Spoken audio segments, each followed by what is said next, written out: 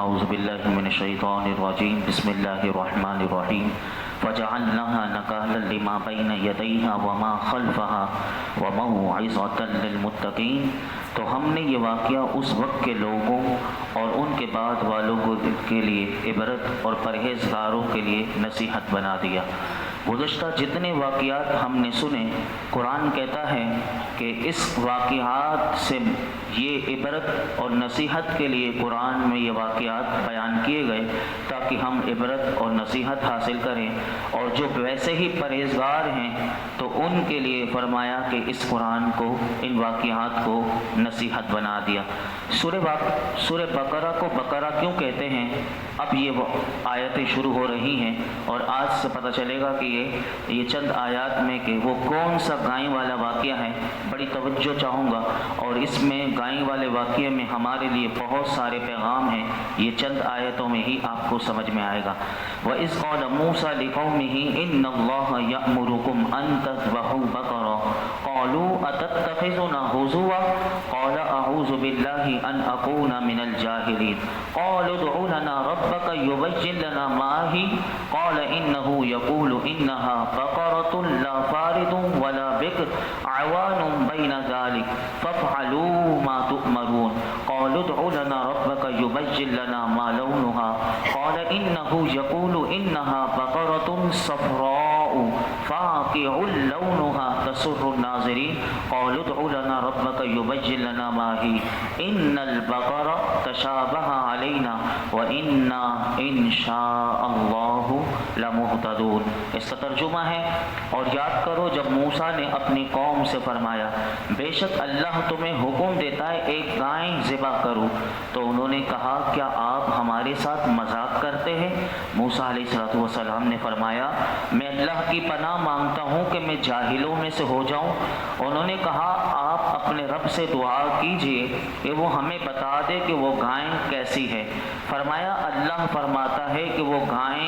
وہ ایک ایسی گائے ہے کہ جو نہ تو بوڑھی ہے اور نہ بالکل کم عمر، بلکہ ان دونوں کے درمیان ہو، تو وہ کرو جس کا تمہیں حکم دیا جا رہا ہے۔ انہوں نے کہا آپ اپنے رب سے دعا کیجئے کہ وہ ہمیں بتا دے کہ اس گائے کا رنگ کیا ہے۔ فرمایا اللہ فرماتا ہے وہ پیلے رنگ کی گائے ہے کہ جس کا رنگ بہت گہرا ہے، وہ گائے دیکھنے والوں کو خوشی دیتی ہیں۔ انہوں نے کہا آپ اپنے رب سے دعا کیجئے کہ ہمارے لیے واضح طور پر بیان کر دے کہ وہ گائے کیسی ہے، کیونکہ بے شک گائے ہم پر مشتبہ ہو گئی، اور اگر اللہ چاہے گا تو یقیناً ہم راہ پا لیں گے۔ اس واقعے میں، ان آیات میں یہودیوں کو جو واقعہ یاد دلایا جا رہا ہے، اس کا خلاصہ مفسرین فرماتے ہیں کہ وہ یہ ہے کہ بنی اسرائیل میں ایک عامیل نام کا ایک مالدار شخص تھا۔ اس مالدار شخص کو اس کے ہی کسی گھرانے فیملی میں سے کسی عزیز نے اس کو خفیہ طور پر قتل کر دیا، اور قتل کر کے وہ دوسرے محلے میں اس کو ڈال کر آ گیا۔ اب جب اس نے اس کو دوسرے محلے میں ڈال دیا تو اس کے بعد اب اس کو، کیونکہ اس عامل شخص کا کوئی وارث نہیں تھا، تو یہی آج بھی ہوتا ہے اور یہ شروع سے ہوتا ہوا آ رہا ہے کہ لوگ دولت کے لالچ میں کیا کیا کرتے ہیں۔ اب سنیے کہ اگر اللہ رب العالمین اگر چاہے تو ایسے لوگوں کو بے نقاب کیسے کرے گا۔ اب یہ دیکھیے گا، اس میں پتہ چلے گا آپ کو۔ اب اس نے کیا کہ اس کی میراث بھی اسے مل جائے، اور خون بہا، یعنی خون بہا کہتے ہیں کہ کسی نے قتل کیا تو اب اس قاتل سے بدلہ مجھے دلوایا جائے، اور اس خون کا بدلہ یعنی قصاص مجھے دلایا جائے، اور اس نے اس کا دعویٰ بھی کر دیا اور میراث بھی لے لے۔ اور اب اس نے یہ شروع کر دیا اور یہ شور مچانا شروع کر دیا۔ اب پتہ نہیں چلتا تھا کہ لوگوں کو کہ قاتل کون ہے، کیونکہ وہ دوسرے محلے میں اس شخص کو ڈال کر آ گیا تھا۔ وہاں کے لوگوں نے حضرت موسیٰ علیہ السلام کی بارگاہ میں آئے کہ یہ قاتل کا پتہ نہیں چل رہا، اور یہ جو شخص ہے یہ کہتا ہے کہ ہمیں خون بہا بھی چاہیے اور یہ بھی اس کی میراث بھی میں لے لوں۔ تو حضرت موسیٰ علیہ السلام نے اللہ کی بارگاہ میں اب دعا کے لیے ہاتھ اٹھا دیے۔ یہ بار بار آپ نے دیکھا ہوگا کہ یہ قوم جب مشکل میں پھنستی ہے تو پھر کیسے اللہ کے نبی کے پاس آتی ہے۔ تو حضرت موسیٰ علیہ السلام نے ان کے لیے دعا، اب اس واقعے کا اللہ اس حقیقت کا پردہ چاک کرے، حضرت موسیٰ علیہ السلام نے دعا فرمائی کہ اللہ تعالیٰ حقیقت حال ظاہر فرمائے۔ تو اللہ تعالیٰ کی طرف سے حکم ہوا کہ ایک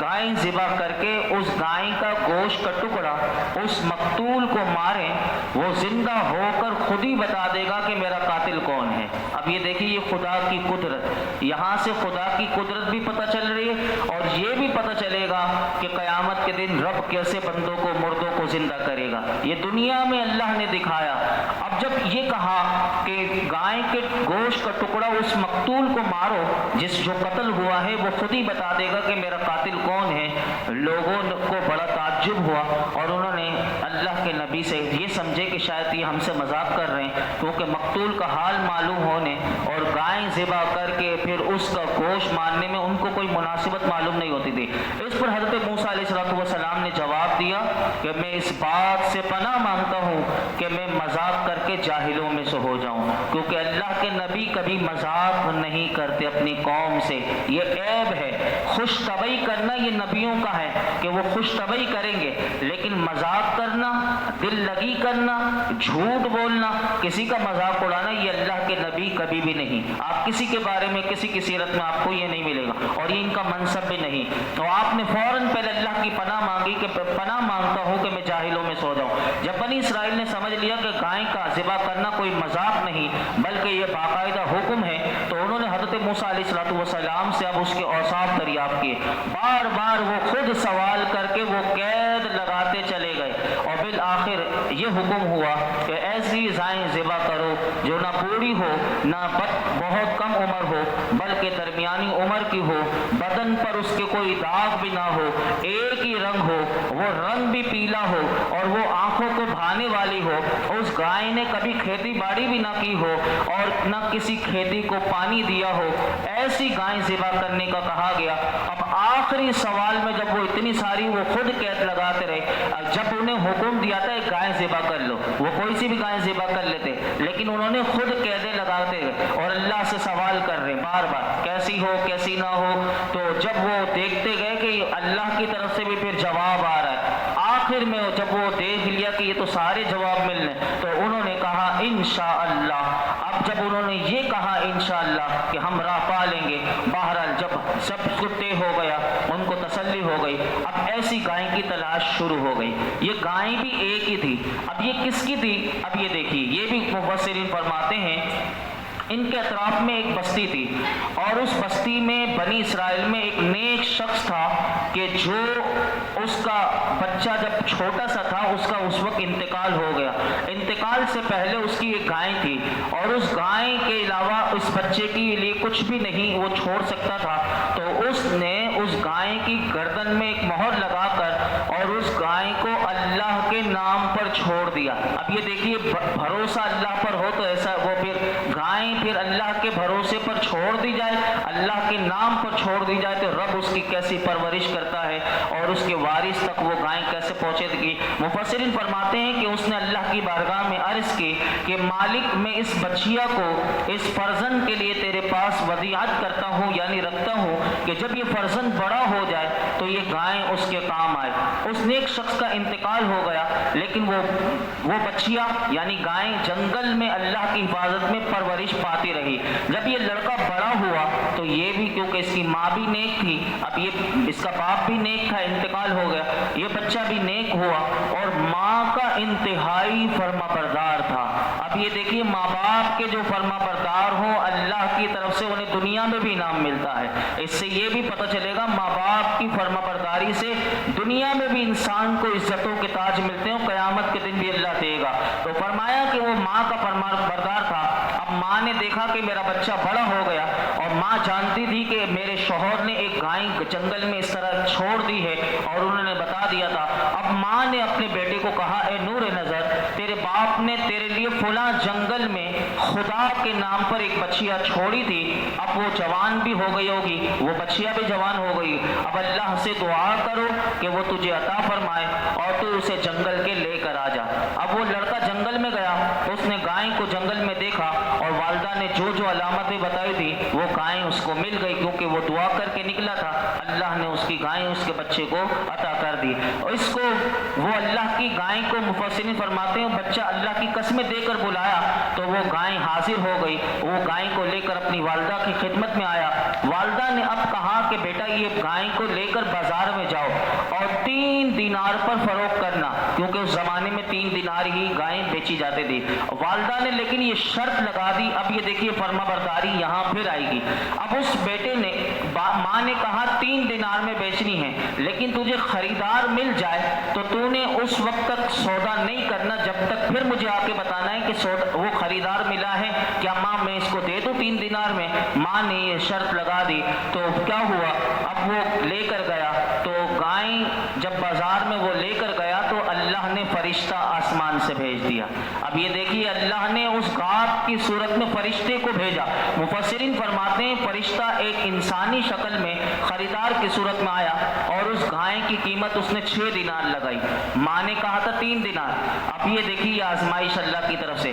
فرشتے نے 6 دینار لگائی تو اس نے کہا کہ میری ماں سے میں پہلے پوچھ لوں۔ فرشتے نے کہا پوچھنے کی اجازت نہیں ہے، اگر آپ 6 دینار لے لیں اور لیکن ماں سے نہیں پوچھ سکتے، مجھ سے یہ سودا کر لیں۔ لڑکے نے کہا نہیں، میں اپنی ماں سے پوچھ کر آتا ہوں، اگر وہ کہے گی تو میں آپ کو دے دوں گا۔ مفسرین فرماتے ہیں جوان نے یہ منظور نہ کیا اور تمام قصہ والدہ سے آ کر گھر پر کہا۔ اب والدہ نے پھر کہا کہ اگر جاؤ بازار میں وہ 6 دینار والا مل جائے تو اسے دے دینا، لیکن پھر مجھ سے اجازت لینا۔ ماں نے اب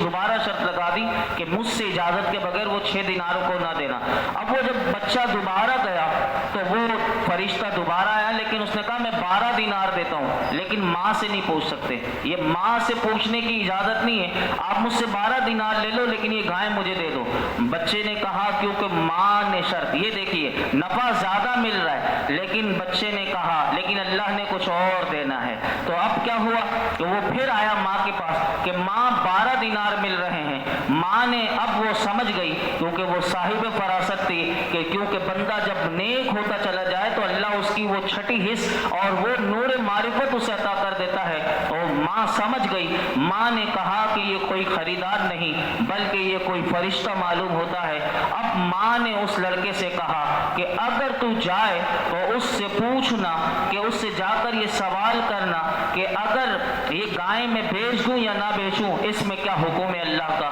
تو وہ لڑکا جب گیا تو اب اسے وہی دوبارہ ملا اور اس نے کہا کہ میری ماں نے کہا کہ اس کے بارے میں آپ کیا کہتے ہیں۔ تو اس فرشتے نے اب اللہ کا حکم اس بچے کو سنایا کہ اس گائے کو روکے رکھو، بنی اسرائیل یہ گائے صرف تمہارے پاس ہی ہے، اب بنی اسرائیل تم سے خریدنے کے لیے آئیں گے، اگر وہ آئیں تو اس گائے کی کھال کے میں جتنا سونا آئے اس کے برابر میں اسے یہ گائے بیچنا۔ اب یہ دیکھیے کتنا سونا اسے ملے گا۔ اب وہ جب لڑکے نے کہ جب اس کی کھال میں جتنا سونا بھر دیا جائے وہ قیمت وہ تمہیں دیں تو تم اسے یہ گائے دے دینا ورنہ نہیں دینا۔ اب وہ جوان گائے کو گھر لایا اور جب بنی اسرائیل جستجو کرتے ہوئے وہاں تک پہنچے اور انہوں نے وہی قیمت جو فرشتے کے ذریعے اللہ نے پیغام بھجوایا تھا، اب اس بچے نے وہی طے کیا کہ یہ گائے کی کھال میں سونا بھر دو اور گائے لے جاؤ۔ تو یہ سودا طے ہوا اور حضرت موسیٰ علیہ السلام کی ضمانت پر وہ گائے بنی اسرائیل کے سپرد ہو گئی۔ پھر کیا ہوا قرآن آگے بتاتا ہے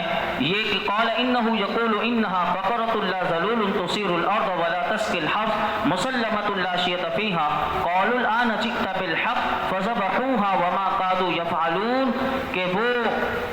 حضرت موسیٰ علیہ السلام نے فرمایا کہ اللہ فرماتا ہے وہ گائے ایسی ہو کہ جس سے خدمت نہ لی جاتی ہو، وہ زمین میں ہل نہ چلائے، نہ وہ کھیتی کو پانی دیتی ہے، بالکل بے عیب، اس میں کوئی داغ نہیں۔ یہ سن کر انہوں نے کہا اب بالکل آپ صحیح بات لائے ہیں۔ پھر انہوں نے اس گائے کو ذبح کیا، حالانکہ وہ ذبح کرتے ہوئے معلوم نہ ہوتے تھے۔ وَإِذْ قَتَلْتُمْ نَفْسًا فَادَّارَأْتُمْ فِيهَا وَاللَّهُ مُخْرِجٌ مَا كُنْتُمْ تَكْتُمُونَ، اور یاد کرو جب تم نے ایک شخص کو قتل کر دیا پھر اس کا الزام کسی دوسرے پر ڈالنے لگے، حالانکہ اللہ ظاہر کرنے والا تھا اس کو جس کو تم چھپا رہے تھے فَقُلْنَا اضْرِبُوهُ بِبَعْضِهَا كَذَلِكَ يُحْيِي اللَّهُ الْمَوْتَى وَيُرِيكُمْ آيَاتِهِ لَعَلَّكُمْ تَعْقِلُونَ۔ تو ہم نے فرمایا اس مقتول کو، اس گائے کا ایک ٹکڑا مارو، اسی طرح اللہ مردوں کو زندہ کرے گا اور وہ تمہیں اپنی نشانیاں دکھاتا ہے تاکہ تم سمجھ جاؤ۔ اور اس طرح پھر انہوں نے گائے کو ذبح کیا اور اس مقتول کی جب وہاں پر اس کے چہرے پر وہ رکھا گوشت اور اس کے حلق میں اس نے خنجر یا کچھ بھی مارا تھا، مفسرین فرماتے ہیں جہاں سے اس کا خون کا پھوارا نکل رہا تھا اب وہ کھڑا ہو گیا اور سب لوگوں نے دیکھا کہ گائے کا گوشت کا ٹکڑا لگنا اور وہ زندہ ہو گیا۔ اگر اللہ چاہتا تو موسیٰ علیہ السلام کی جو عصا تھا وہ لگنے سے بھی زندہ ہو سکتا تھا، لیکن اللہ کی قدرت دیکھیے کہ اس کے نرالے انداز ہے کہ وہ گائے سے دکھایا، کہیں اس کو انعام بھی ملا ماں باپ کے فرما بردار کو، اور گائے سے وہ بندہ زندہ ہوا اور اس نے بچایا کہ میرے چچا زاد بھائی نے جو خون بہا کا دعویٰ کر رہا تھا، جس کو میراث چاہیے تھی، اس نے اس کا نام سب لوگوں کے سامنے لیا۔ اب وہ زندہ ہو کر اس نے بتایا، لوگوں نے اسے پکڑا اور اس سے پوچھا تو سب کے سامنے اس نے اقرار کیا اور اللہ نے اس کو بے نقاب کیا کہ اس نے قتل کیا تھا، اور اس طرح وہ بے نقاب ہوا۔ اس سے ہمارے لیے کیا نکات نکلے، کیونکہ وقت ہمارا ہو گیا۔ نبی کے فرمان پر اس پورے واقعے میں مفسرین فرماتے ہیں ہمارے لیے کیا نصیحت ہے۔ سب سے پہلی کہ نبی کے فرمان پر بغیر ہچکچاہٹ کے عمل کرنا چاہیے، کبھی بھی اپنی عقلی ٹھکوسلے یعنی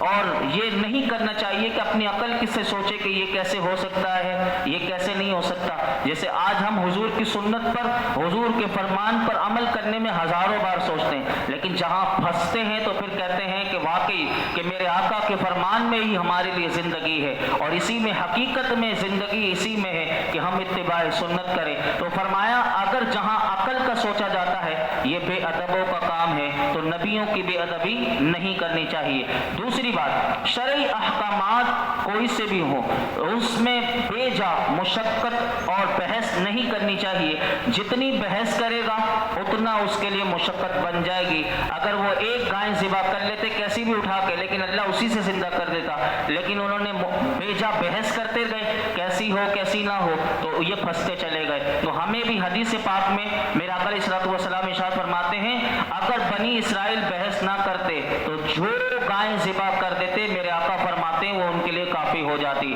اور اس واقعے سے یہ بھی پتہ چلا انشاءاللہ، جب انہوں نے انشاءاللہ کہا تو وہیں اب ان کے لیے راستہ کھلا، اور اگر وہ انشاءاللہ نہ کہتے تو پھر حضور فرماتے ہیں ایک حدیث پاک میں میرے آقا علیہ السلام انہی آیتوں کے ضمن میں کہ اگر بنی اسرائیل انشاءاللہ لمہتدون نہ کہتے تو کبھی بھی انہیں وہ گائے ملتی نہیں جس میں وہ بحث کر کے ایسے ہی ان کے لیے کہا گیا۔ اور اس سے کیا پتہ چلا؟ اس سے یہ بھی پتہ چلا کہ مفسرین فرماتے ہیں جو اپنے عیال کو یعنی کوئی کسی سفر پر جاتا ہے یا اب وہ جانتا ہے میرے گھر والوں کی کون حفاظت کرے گا یا میرا مال چوری نہ ہو جائے، تو اس سے ان قرآن کی آیات سے یہ پتہ چلا کہ وہ اللہ کے سپرد کر دے، جو اس کا کام ہے، جیسے ہماری گاڑی چوری نہ ہو، ہمارا پیسہ چوری نہ ہو، ہمارے گھر میں ڈکیتی نہ ہو، پہلے اپنی طرف سے پوری احتیاط کر لے اور پھر اللہ کے سپرد کر دے، تو پھر انشاءاللہ اللہ کی حفاظت میں رہے گا، کبھی اس کا کوئی مال چوری بھی نہیں ہوگا، اور وہ اللہ اگر اس نے چھوڑ دیا تو پھر اس کی اللہ عمدہ پرورش فرمائے گا۔ اور اسی طرح یہ بھی مفسرین فرماتے ہیں کہ جو اپنا مال اللہ کے بھروسے پر چھوڑ دے، اللہ کو امانت دے دے کہ مالک یہ میں نے تجھے امانت دے دی، تو پھر اللہ سے بڑھ کر کون امانت کی حفاظت کرنے والا ہے، تو یہی ہمیں پتہ چلا۔ اور یہ بھی پتہ چلا مفسرین کہتے ہیں جب اللہ کی امانت میں دے دو گے تو اللہ اس میں برکت بھی ڈالتا ہے، یعنی گائے دیکھو وہ کیسی تھی لیکن اللہ نے اس کی کیسی پرورش کر کے کیسا اس کی حفاظت کی اور اس میں برکت بھی دی۔